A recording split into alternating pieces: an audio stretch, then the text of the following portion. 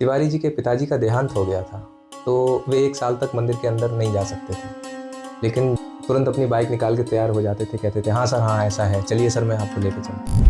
तो मैं कहता, "आप तो 1 साल तक मंदिर जा ही नहीं सकते।" तो वो कहते कि, "तो क्या हुआ सर, मैं बाहर बैठा रहूँगा।" कई बार तो वे इतने दुर्गम स्थानों में भी मुझे ले गए कि जब मैं उन देव स्थानों में पहुँचता, तो अंदर मंदिर के अंदर यही प्रार्थना करता कि प्रभु, असली साधक तो मंदिर के बाहर बैठा हुआ है, मैं तो उसका सहायक संगी हूँ, तो तुमसे क्या छुपा है, उस प्रेमी पर अपनी कृपा बनाए रखना। बाद में प्रेम सारावली में मैंने इसी भाव को इस दोहे के रूप में रखा कि हारो प्रीतम प्रेम में विनती बारंबार, सदा विजेता ही करो प्रेमी को सर। लेकिन इंद्रियों की एक्स्ट्रा सेंसिटिविटी का एक दिन मुझे व्यवधान के रूप में नुकसान भी उठाना पड़ा था। लेकिन जब मंदिर में ध्यान के लिए बैठा तो 2 औरतों की आवाज़ मेरे कानों में गूंजती, बहुत ज़ोर ज़ोर से। अब मैं इतना डिस्टर्ब हुआ कि ध्यान में प्रवेश ही नहीं कर पाया। तो मैंने शर्मा जी से कहा कि शर्मा जी, ये औरतें बहुत शोर कर रही हैं, मैं ध्यान कर ही नहीं पा रहा हूँ, क्या करूँ? तो वो बोले कि सर, औरतें कहाँ हैं यहाँ, यहाँ तो कोई शोर नहीं है। तो हम दोनों ही लोग हैं यहाँ पे। 1 किलोमीटर नीचे जब हम दोनों लोग वहाँ पहुँचे तो वहाँ वही 2 औरतें आपस में बात करती हुई मिली, जिनकी बातें मुझे वहाँ स्पष्ट सुनाई दे रही थी ऊपर। तो मेरी धारणा ये हो गई थी कि अगर मैं कल को अपने गुरु से मिलूँगा तो इसके लिए मेरी तैयारियाँ आज क्या-क्या हैं। मैं गुरु की प्राप्ति के लिए अगर बैठा ही रहूँगा तो मेरी शिष्य के रूप में तैयारियों का क्या होगा। तो मैंने अपने स्वाध्याय और अभ्यास पर ज़्यादा ध्यान दिया और बाकी प्रार्थनाओं के माध्यम से सब ईश्वर पर छोड़ दिया। संत जी से भेंट हुई 2021 में। उनसे मिलकर मैंने उन्हें बताया कि आपसे मिलने से पहले मैंने कुछ तैयारियां की थी। कोविड की ड्यूटीज़ के कारण अब उतना अभ्यास तो रहा नहीं है। तो ध्यान के संबंध में मैंने उन्हें अपने सारे अनुभव बताए और ध्यान से वो सुनते रहे। 1 घंटे तक उन्होंने मुझे ध्यान से सुना। फिर 1 घंटे बाद बोले कि ये जो आपने किया है, ये ध्यान का व्यवस्थित मार्ग नहीं है। आपको अपने सभी पुराने तरीकों को छोड़ना पड़ेगा। ये तरीके आपको सिद्धियों की तरफ ले जा रहे हैं और अगर आप सिद्धियों की तरफ उलझ गए तो फिर आप भटकाव की तरफ भी जा सकते हैं और संभावनाएं बनी रहेंगी भटकाव की। तो आप पहले इन सभी विधियों से बाहर निकलिए और फिर मैं आपको ध्यान की दीक्षा दूंगा। प्रणाम सर। प्रणाम। सर, आप हिमालय क्षेत्र में अपने अनुभवों को हमसे साझा कीजिए। तिवारी जी के पिताजी का देहांत हो गया था, तो वे 1 साल तक मंदिर के अंदर नहीं जा सकते थे। लेकिन जब भी मुझे कोई मंदिर सपने में दिखता तो मैं उनसे पूछता था कि क्या यहाँ कोई आसपास ऐसा मंदिर है जिसकी ऐसी बनावट है, ऐसी मूर्तियाँ हैं। तुरंत अपनी बाइक निकाल के तैयार हो जाते थे, कहते थे, "हाँ सर, हाँ ऐसा है, चलिए सर मैं आपको लेके चलता हूँ।" तो मैं कहता, "आप तो 1 साल तक मंदिर जा ही नहीं सकते।" तो वो कहते कि, "तो क्या हुआ सर, मैं बाहर बैठा रहूँगा।" कई बार तो वे इतने दुर्गम स्थानों में भी मुझे ले गए कि जब मैं उन देव स्थानों में पहुँचता तो अंदर मंदिर के अंदर यही प्रार्थना करता कि प्रभु, असली साधक तो मंदिर के बाहर बैठा हुआ है, मैं तो उसका सहायक संगी हूँ, तो तुमसे क्या छुपा है, उस प्रेमी पर अपनी कृपा बनाए रखना। बाद में प्रेम सारावली में मैंने इसी भाव को इस दोहे के रूप में रखा कि हारो प्रीतम प्रेम में विनती बारंबार, सदा विजेता ही करो प्रेमी को सर। मैं बिना गुरु की सहायता के अभ्यास करता रहा। ध्यान की विधियां अपने आप प्रकट होती चली गई और मैं उन पर कुछ समय तक अभ्यास करता गया। एक समय ऐसा आया कि चमत्कारिक अनुभव बढ़ने लगे। सर, 1-2 अनुभव हमसे भी साझा कर सकते हैं अगर उसमें पुख्तता जरूरी न हो तो। ध्यान करके जब आसन से उठता था तब बहुत दूर की आवाज़ें भी सुनाई दे जाती थी, बहुत दूर की गंध महसूस हो जाती थी, तो उससे चीज़ों का आभास हो जाता था, रूप प्रकट होने लगता था। तिवारी जी 1-1.5 किलोमीटर दूर एक मंदिर जाया करते थे शाम को। वहाँ एक लड़का उसी समय बांसुरी बजाता था, तो उस लड़के की बांसुरी मुझे घर पर ही सुनाई दे जाती थी। एक दिन मैंने तिवारी जी से कहा कि तिवारी जी, वो लड़का पिछले 3 दिन से मंदिर नहीं गया है। तो वो बोले कि मंदिर तो मैं भी नहीं गया हूँ, कल जाकर उससे पूछूंगा कि क्या ऐसा है। तो वो गए और लौट कर आए, बोले हाँ सर, वो 3 दिन से मंदिर नहीं पहुँचा था। तो फिर तिवारी जी ने पूछा कि सर, आपको ये कैसे पता चला कि वो लड़का पिछले 3 दिन से मंदिर नहीं गया। तो मैंने कहा कि उसकी बांसुरी की धुन मुझे 3 दिन से सुनाई नहीं दी है। सर, इस तरीके के अति इंद्रिय अनुभव ध्यान में होते हैं?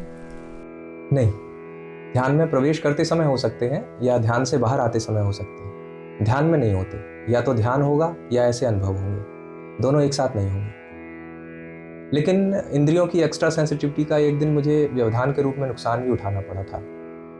ऐसा हुआ कि मैं अपने एक साथी साइंटिस्ट थे, शर्मा जी, उनके साथ ऊपर खोला में जो अष्टावक्र महादेव जी का मंदिर है, वहाँ दर्शन के लिए गया हुआ था। तो मैं वहाँ गया था तो ये सोच कर गया था कि मैं वहाँ 2-3 घंटे ध्यान पर बैठकर लौटूंगा। लेकिन जब मंदिर में ध्यान के लिए बैठा तो 2 औरतों की आवाज़ मेरे कानों में गूंजती, बहुत ज़ोर ज़ोर से। अब मैं इतना डिस्टर्ब हुआ कि ध्यान में प्रवेश ही नहीं कर पाया। तो मैंने शर्मा जी से कहा कि शर्मा जी, औरतें बहुत शोर कर रही हैं, मैं ध्यान कर ही नहीं पा रहा हूँ, क्या करूँ? तो वो बोले कि सर औरतें कहाँ हैं यहाँ, यहाँ तो कोई शोर नहीं है, तो हम दोनों ही लोग हैं यहाँ पे। तो फिर मैंने कहा कि अब उतरते हैं, चलते हैं, अब दर्शन तो कर ही लिए हैं, समय बर्बाद ही हो रहा है, ध्यान लग नहीं रहा, तो अब उतरते हैं। तो बोले ठीक है सर, चलिए सर, लेकिन मुझे तो कोई शोर सुनाई नहीं दे रहा, अब आप कह रहे हैं तो चलते हैं। 1 किलोमीटर नीचे जब हम दोनों लोग वहाँ पहुँचे तो वहाँ वही 2 औरतें आपस में बात करती हुई मिली, जिनकी बातें मुझे वहाँ स्पष्ट सुनाई दे रही थी ऊपर। इसलिए अतीन्द्रिय अनुभवों को प्रत्यक्ष करते समय नियंत्रण की प्रक्रिया भी आनी चाहिए, नहीं तो ये संभावना बन जाती है कि मानसिक व्याकुलता बढ़ जाए। कुछ लोग तो मानसिक नियंत्रण भी खोने लगते हैं, क्योंकि इस तरह के अनुभव दिमाग के लिए इतने सहज नहीं होते। मनुष्य के परसेप्शन की एक ऑप्टिमम रेंज है, उससे इधर उधर ज़्यादा होना संतुलन के अभ्यास का विषय हो जाता है। इसीलिए तो कहते हैं कि बिना किसी गुरु के निर्देशन में इस तरह की साधनाएं नहीं करनी चाहिए।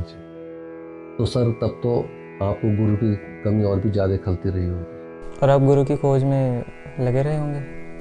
गुरु की खोज में तो 15 साल से अधिक काट दिए थे, लेकिन हिमालय क्षेत्र में आकर मैंने अपनी प्रिलिमिनरी प्रिपरेशन पर ज़्यादा ध्यान देना शुरू कर दिया था।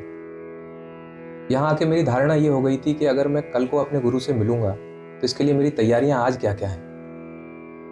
क्या मेरा शास्त्र ज्ञान उस स्तर का होगा जो एक शिष्य के लिए आवश्यक होगा? क्या मैंने उल्टा सीधा जैसा भी जो कुछ भी प्रयास किया है, जिसे मिलने पर मेरा गुरु ठीक कराए कि नहीं आपने ये चीज़ ठीक नहीं की है, कुछ प्रयास मैं कर भी रहा हूँ या नहीं कर रहा हूँ, तो मैं गुरु की प्राप्ति के लिए अगर बैठा ही रहूँगा तो मेरी शिष्य के रूप में तैयारियों का क्या होगा? तो मैंने अपने स्वाध्याय और अभ्यास पर ज़्यादा ध्यान दिया और बाकी प्रार्थनाओं के माध्यम से सब ईश्वर पर छोड़ दिया। 2019 में मेरी एक मीटिंग शेड्यूल हुई थी रिसर्च प्रोग्रेस को लेकर दिल्ली में ICMR में। तो मेरे साथ एक फैकल्टी और एक फाइनेंस डिपार्टमेंट के एक व्यक्ति सुनील जी उस मीटिंग के लिए गए थे। रास्ते में ऐसा ही कुछ सामाजिक और आध्यात्मिक विषयों पर चर्चा हुई तो सुनील जी बड़े प्रभावित हुए, बोले सर आपसे मिलकर तो बड़ा आनंद आ गया, मैं आपका फ़ोन नंबर ले लेता हूँ, आपसे मिलता रहा करूँगा, कुछ सत्संग होता रहेगा।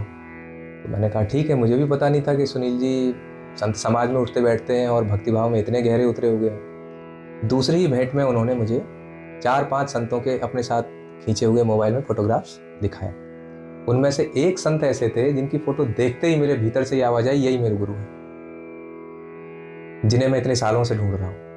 तो मैंने उनसे कहा कि मुझे जल्द से जल्द इनसे मिलवा दीजिए। तो उन्होंने कहा ये तो ऊपरी हिमालय में साधना कर रहे हैं, पता नहीं कब आएंगे इस तरफ, लेकिन मैं पता करता रहूँगा, वो जब भी यहाँ आएंगे मैं आपको मिलवा दूँगा। अब मेरा एक एक दिन उनके बिना भारी पड़ रहा था। इधर कोविड का दौर शुरू हो गया, हम लोगों की ड्यूटी सुबह 10 बजे से रात 2-2 बजे, कभी 3 बजे, कभी 4 बजे तक टेस्टिंग में लगी रहती थी। प्रतीक्षा करते करते 2 साल के लगभग और बीत गए। हॉस्पिटल इमरजेंसीज की वजह से ध्यान करने का टाइम कम होता चला गया, लगभग ऐसे मान लीजिए कि वो समय बचा ही नहीं बिल्कुल ध्यान करने का। संत जी से भेंट तब तक हुई नहीं थी। संत जी से भेंट हुई 2021 में। उनसे मिलकर मैंने उन्हें बताया कि आपसे मिलने से पहले मैंने कुछ तैयारियां की थी, कोविड की ड्यूटीज़ के कारण अब उतना अभ्यास तो रहा नहीं है। तो ध्यान के संबंध में मैंने उन्हें अपने सारे अनुभव बताए और ध्यान से वो सुनते रहे। 1 घंटे तक उन्होंने मुझे ध्यान से सुना। फिर 1 घंटे बाद बोले कि ये जो आपने किया है ये ध्यान का व्यवस्थित मार्ग नहीं है, आपको अपने सभी पुराने तरीकों को छोड़ना पड़ेगा। ये तरीके आपको सिद्धियों की तरफ ले जा रहे हैं, और अगर आप सिद्धियों की तरफ उलझ गए तो फिर आप भटकाव की तरफ भी जा सकते हैं और संभावनाएं बनी रहेंगी भटकाव। तो आप पहले इन सभी विधियों से बाहर निकलिए और फिर मैं आपको ध्यान की दीक्षा दूंगा। अगले 6 महीने तक मैं संत जी के वचनों के हिसाब से अपने आप को तैयार करता रहा, फिर उनसे ध्यान की दीक्षा मिली। मेरी प्रेममय चेतना से यह प्रार्थना है कि प्रत्येक मानव को प्रेम का ऐसा अनुभव मिले कि उसे समय रहते प्रेम का महत्व समझ में आ जाए, मानव जीवन प्रेममय हो जाए। सभी को अल्पज्ञानी का प्रणाम।